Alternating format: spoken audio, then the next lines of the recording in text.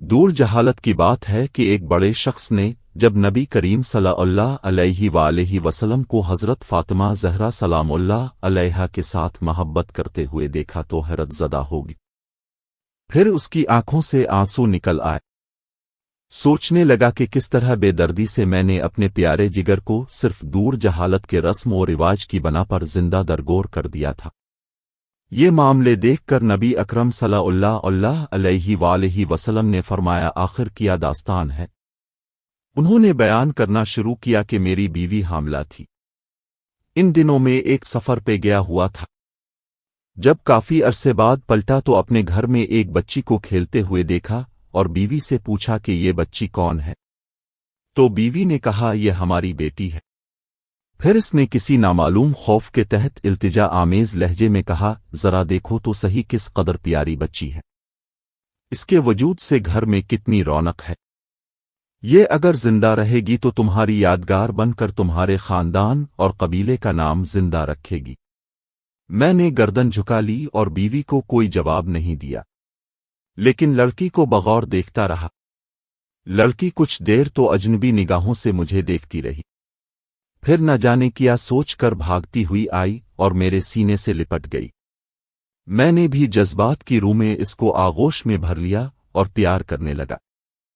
کچھ عرصہ ایسے ہی گزرا کہ لڑکی آہستہ آہستہ بڑی ہوتی رہی اور کافی ہوشیار بن گئی۔ جب وہ اپنی بلوغت کے قریب پہنچ گئی تب اس کی ماں کو میری طرف سے بالکل اطمینان ہو چکا تھا۔ میرا رویہ بھی بیٹی کے ساتھ محبت آمیز تھا۔ ایک دن میں نے اپنی بیوی سے کہا کہ ذرا اس کو بنا ایک قبیلے کی ایک شادی میں اسے لے جاؤں گا۔ ماں بیچاری خوش ہو گئی اور جلدی سے بیٹی کو سجا سنوار کر تیار کر دیا۔ میں نے لڑکی کا ہاتھ پکڑا اور گھر سے روانہ ہو گیا۔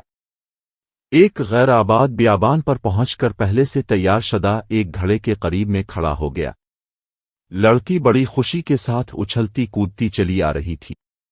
میرے قریب آ کر رک گئی اور بڑی معصومیت سے سوال کیا، بابا یہ گڑا کس کے لیے ہے؟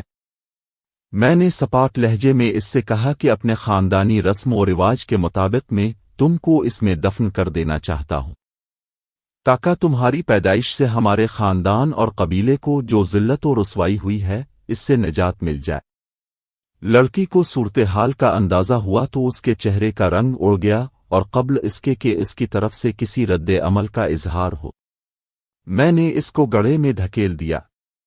لڑکی روتی رہی اور گڑ گڑاتی رہی، لیکن مجھ پر اس کے فریاد کا کوئی اثر نہ ہوا۔ میں نے گڑھے کو مٹی سے بھر دیا، اگرچہ آخری وقت تک وہ ہاتھ اٹھائے مجھ سے زندگی کی بھیک مانگتی رہی، التجا کرتی رہی، لیکن افسوس میں نے اپنے دل کے ٹکڑے کو زندہ درگور کر دیا۔ لیکن اس کی آخری التجا بھی میرے کانوں میں لوی ٹپکتی رہتی ہے کہ بابا تم نے مجھے تو دفن کر دیا، لیکن میری ماں کو نہ بتانا، کہہ دینا کہ میں بیٹی کو اپنے قبیلے میں چھوڑ آیا ہوں۔ یہ سن کر حضور صلی اللہ علیہ وآلہ وسلم کی آنکھوں سے آنسو جاری ہو گئے۔ اس وقت نبی اکرم صلی اللہ علیہ وآلہ وسلم کی آغوش میں جناب فاطمہ الزہرا علیہ السلام بیٹھی ہوئی تھیں۔ ان کی آنکھیں بھی نم ہو گئیں۔